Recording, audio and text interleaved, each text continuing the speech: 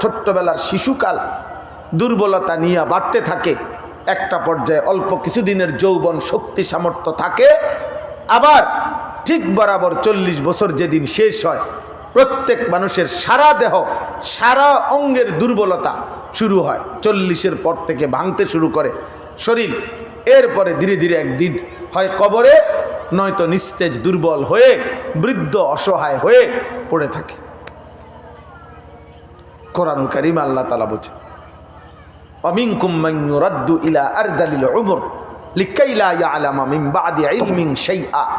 আল্লাহ বলেন, আমি কাউকে কাউকে এতটা বৃদ্ধ বানিয়ে ফেলি যে মানুষটা গত 60 বছর 70 বছর 80 বছর পৃথিবীর কত কিছু জানতো, বুঝতো, শিখতো, বলতো, পড়তো, লিখতো, শিখাইতো, সেই মানুষটা একটা পর্যায়ে আইসা এমন দুর্বল, এমন বৃদ্ধ, এমন অসহায় হয়ে যায় যে এখন আর সে কিছুই বোঝে না, কিছুই বলতে পারে।